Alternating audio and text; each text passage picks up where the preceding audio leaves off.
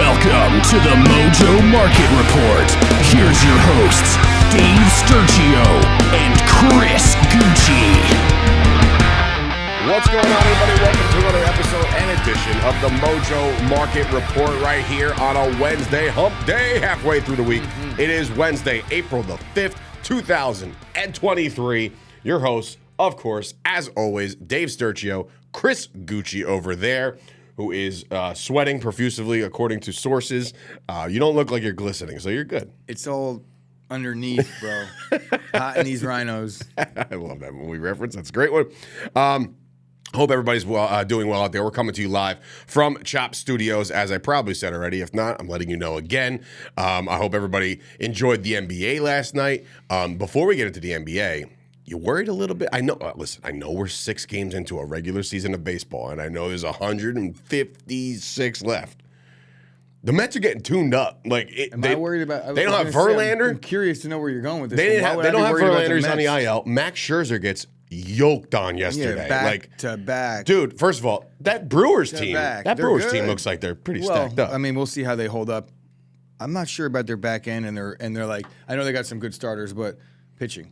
Brewers were there last year towards the end. They were. They They were in the absolutely mix. were. They're a good team. But yeah, I just like $353 million payroll has you at 500, not scoring any runs, blank twice in a row, and Scherzer. I mean, look. Again, 6 games in. We're not allowed to. Yeah, they're okay. The but Mets are fine. They're not necessarily fine because you want to do better than that. But Verlander hurt. When he gets back, let's see what the Mets are like at full strength. Scherzer, I'm not necessarily worried about, at least in the beginning of the season. If there's an injury attached to this, he was leaving him right across the plate last night. That was brutal. I mean, I'm not worrying about Scherzer in April.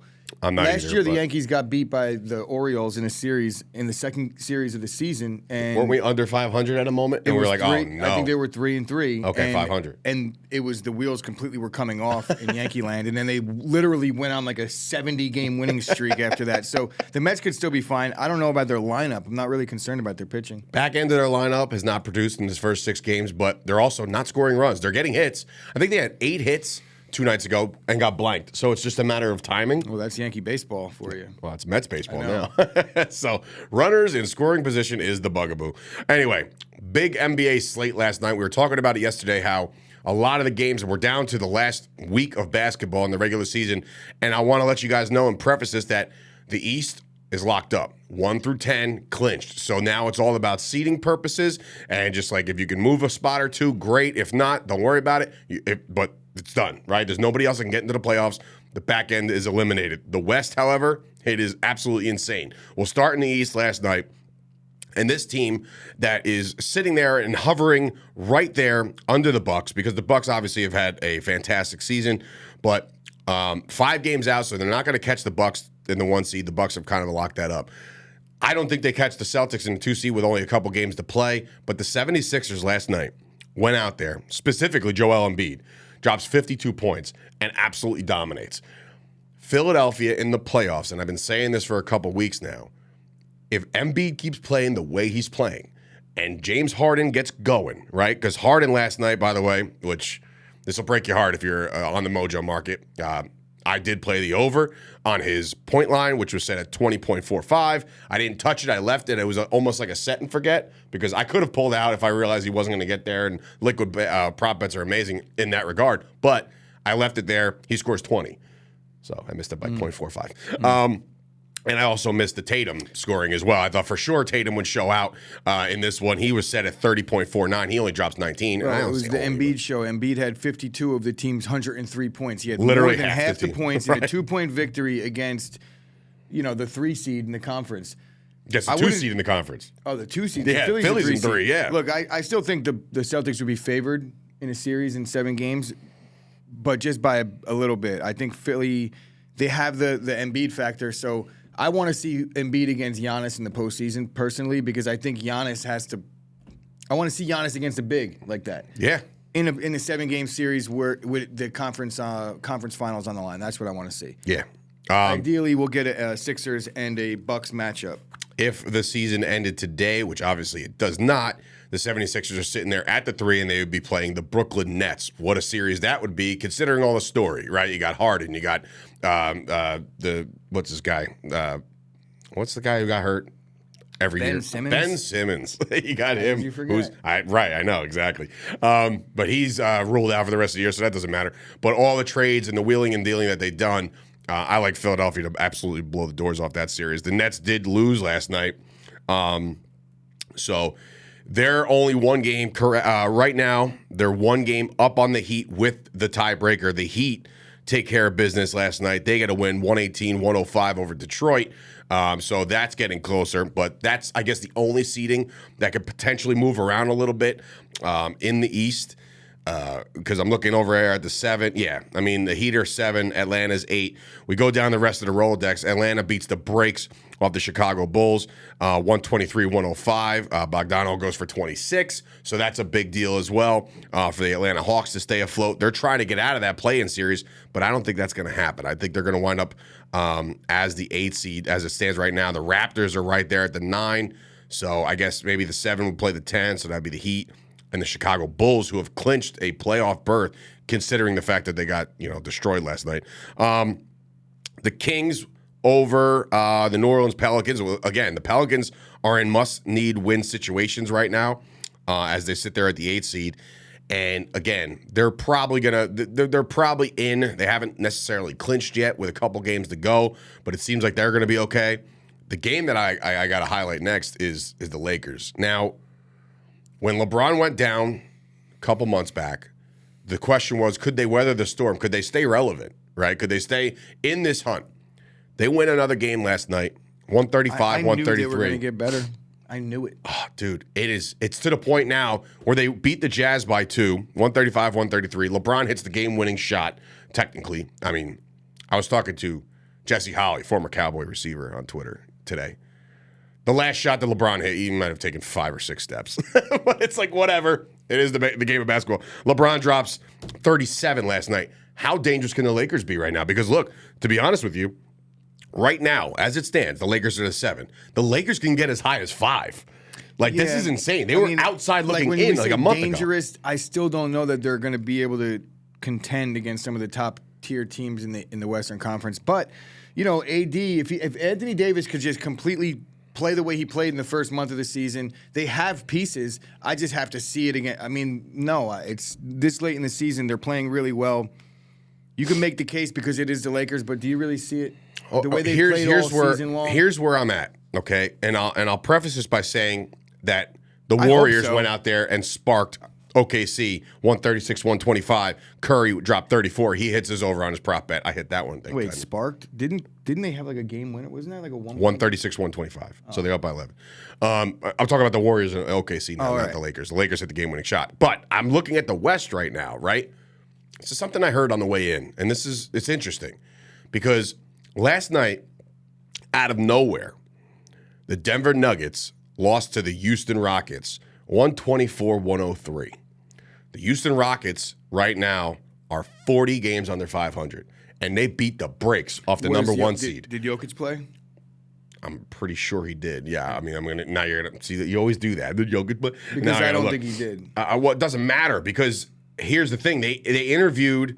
I'm still looking for the game here. They interviewed the coach after the game of the Nuggets, and they said. Yeah, Jokic played, buddy. 14 points, nothing. He went 7 for 13 from the field, played 25 minutes. Played 25 minutes. He was banged up. I guess so, yeah. But in any event, here's where we're at when you look at the West. Because you do, again, the race for the back end of the West is very tight. You have the Warriors, the Clippers, the Lakers, the Pelicans, the Wolves, the Thunder. They're all in the conversation. The Dallas Mavericks are a half game out. They're back on the court tonight. My question to you is this.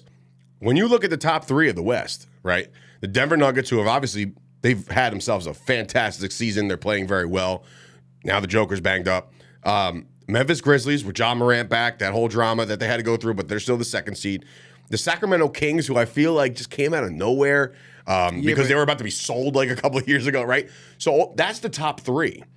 Do you think the stars of the West, the Currys, the LeBrons, all these guys, do they smell blood in the water? Do they feel like if they get in right now, this is easy as... They should smell blood in the water, and I think that the Warriors and the Lakers have a chance to do damage in the postseason. I think the Warriors are a little bit better equipped for it because of I don't even want to say that they're better equipped for it. I think Lakers have better size, but the Warriors, I can't even say they're more experienced, but as a unit, they are. Yeah. If that makes sense. Because obviously you can't say that anyone has more postseason experience than LeBron, but I don't know that the rest of the Lakers have that same experience. And I'm not even sure experience is going to matter because we're looking at those teams as like, oh, you smell blood in the water. What about Sacramento is not good? I feel like Sacramento is like, I'm well aware, but the experience factor in the postseason, it doesn't exist for a team like Sacramento. It just doesn't exist. I don't think in some regards, I don't think it needs to. You know, the star players are going to shine. De'Aaron Fox, do you think he needs postseason experience to be able to? He's been playing out of his mind, yeah. Sabonis, same deal. I don't know that they have the players to match up against these guys. Nobody could match up against LeBron if he decides to just take over a game. But is he going to do that? We'll see. I just think would it be Sacramento against LA right now? If the playoffs started right now, it would be the 3 and the 6. It would be Sacramento and the Clippers. Oh, so the Lakers are literally tied, but the tiebreaker goes to the Clippers. So that could be a series, a 3 versus 6, the Kings and the Lakers. For the Clippers, it's the same deal with Golden State, the Clippers. Not that the Clippers are this vet team that's done deep damage in the postseason, but nobody's talking about the Suns either. You know, like they got KD. Well, the Suns are the 4 seed right now, right? And if the playoffs start right now, it'll be the Suns and the Warriors. That's a series, man. That's a series that is must-see television. That's Kevin Durant, Steph Curry. Those are the guys that make up this league, right? But I'm looking at the back end of the West, and I'm like, any one of those teams right now I just think that can make noise. They're all old. Yeah, but you know what?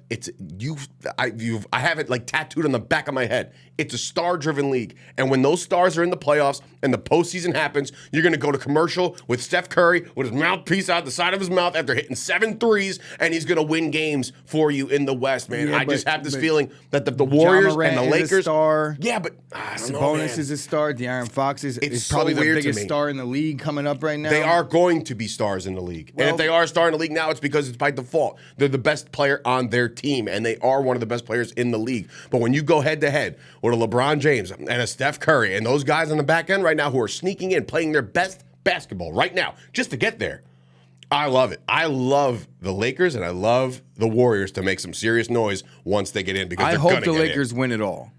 What? If not Milwaukee. I want the Bucks to win, but then I would go with LeBron, 100%. I just don't think it's going to even come close to remotely happening. I'll be so shocked. The playoffs started right now. Well, LeBron's technically in the play-in series, so that's the only bugaboo right now. No team that's in the play-in's winning the chip. It's going to be the Bucks. I just think they're too strong.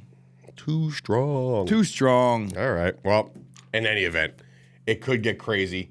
We were talking about the NBA the entire time. I got so wrapped up in it, and I didn't even get to bring up my playoff push graphic. I was so excited I just left it up, and we just got into the conversation. We'll be all right. But in any event, let's get on to the NFL, right? Because obviously there's some things going on within yesterday. The Mojo Market Report did not see this report before we saw it, and when I saw it on the app. So, again, sometimes the app breaks a story before I read anything else. So that's why you have to have your alerts on, all the notifications, all that stuff.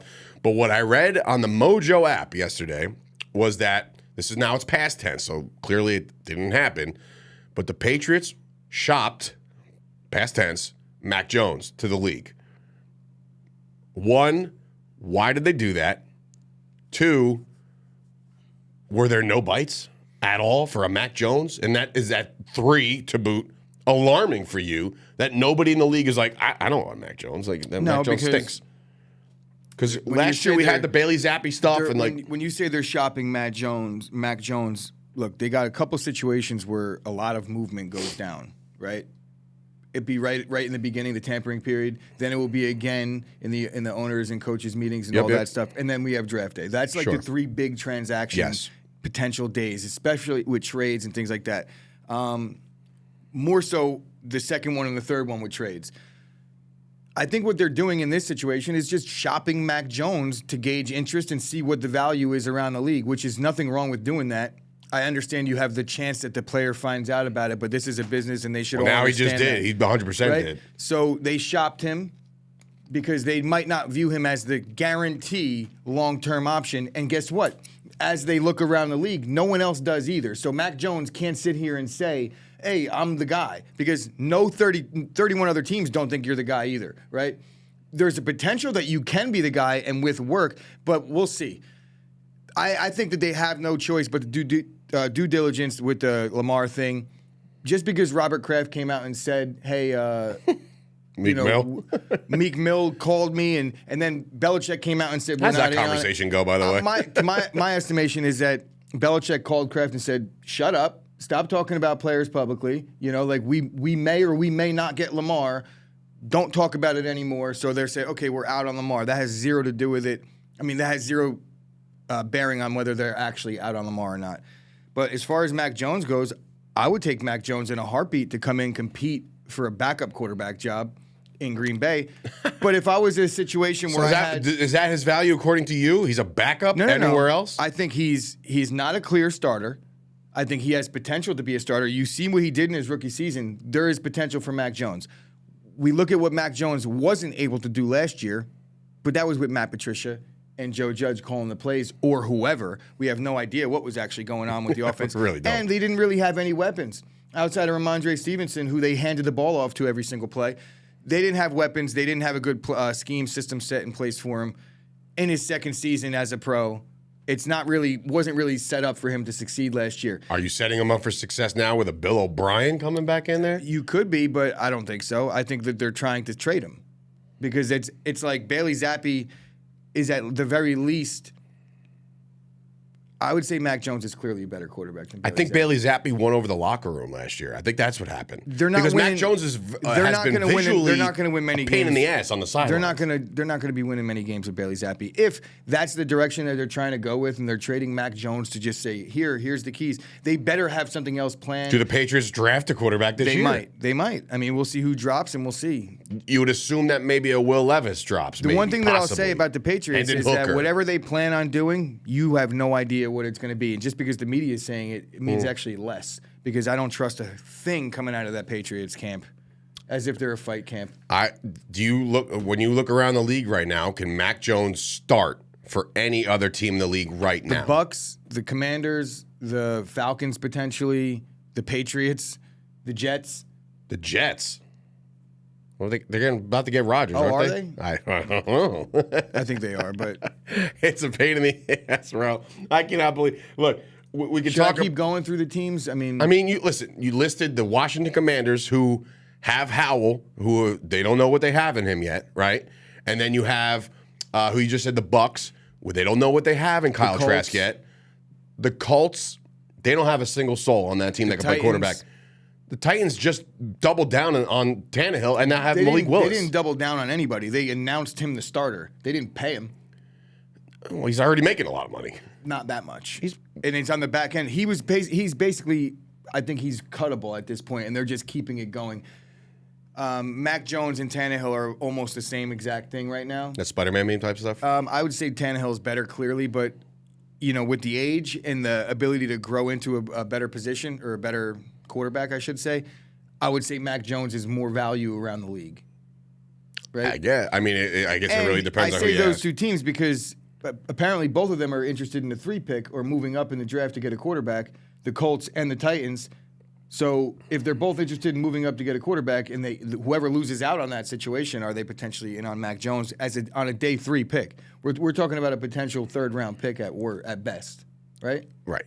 So, other news going on right now, the Raiders decided to give Brian Hoyer a shot. They signed the quarterback to be their backup over there in Las Vegas to back up Mr. Jimmy Garoppolo. They also had Danny Amendola to the wide receiver and special team staff.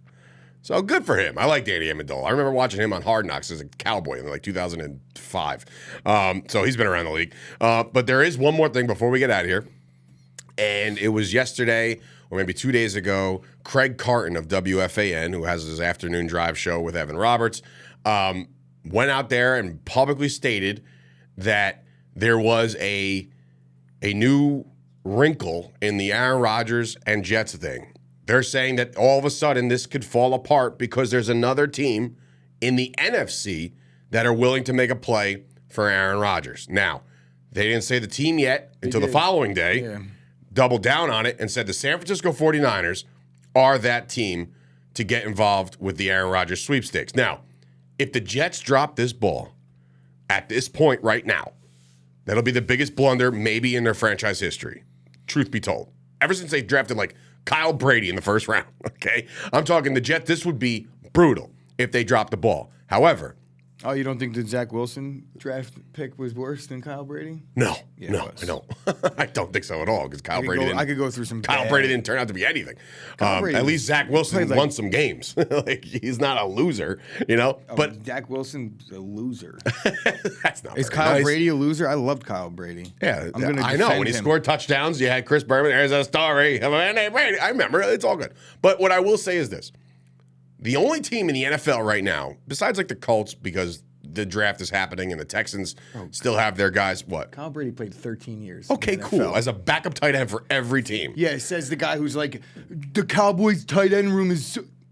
There's 6 backup tight ends in Dallas. They all could be tight end ones. So I digress. With Kyle that Brady played 13 years in the league when the backup tight end was the starting tight end. Think about Frank Wycheck. Guy had like 13 catches his whole career. He threw that forward pass in the Miracle, in the Tennessee Miracle, or whatever. I just always liked Kyle Brady. I was a Penn State guy in that era, Yeah. big time. So I was like, I wait, would just be imagine being no the Jet. Kyle Brady slander here. I wonder the what his Jets stock fan. price You remember? was. Oh, the reaction was priceless, though. That Jets select Kyle Brady, and everybody was like, "What the hell? Like, why are you doing this?" Anyway, the 49ers are the team that's been rumored to be somewhat involved in this. Hey, we're about to swoop in and grab you type situation. I don't buy into it. I think that this is just a little bit more smoke and pressure to put on the Jets to get this done, or smoke and pressure to get this done if you're the Gutenkoost over there in Green Bay.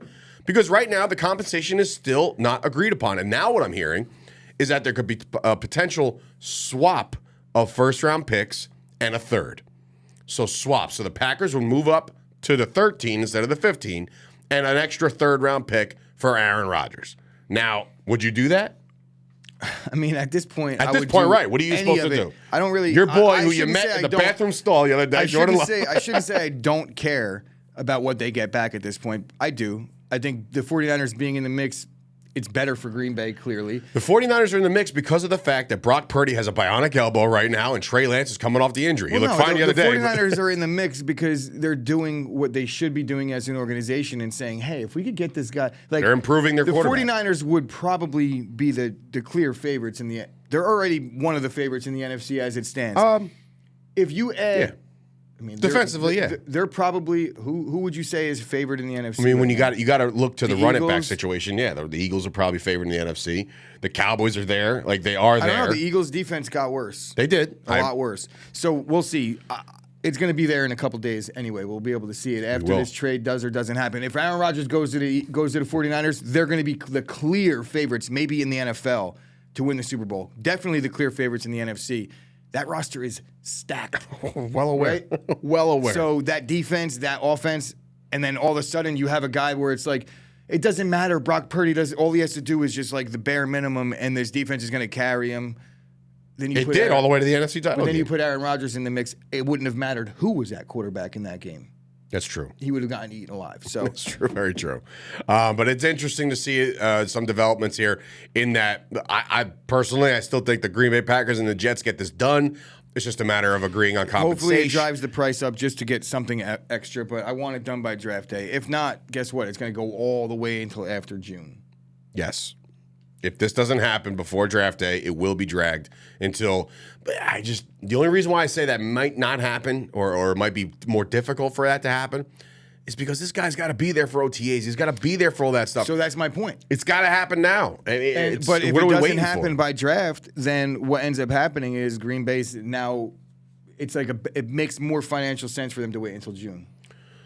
We'll see. I guess we'll see. But Rodgers Watch continues, and you can continue to follow us right now over there on the social media. That's TikTok, that is the Instagram, and that is the old Twitter machine, which, by the way, Twitter, that bird, I should have replaced it. It's got a dog now, according to Elon Musk. I don't know how. I don't think that's permanent. I don't know, but it's awesome. At Mojo, you can follow us. And, of course, the daily conversation to be had over there on the old Discord, as you are making it, DJ Chris over here spinning on the ones and twos. But be sure to follow the Discord. Daily conversation.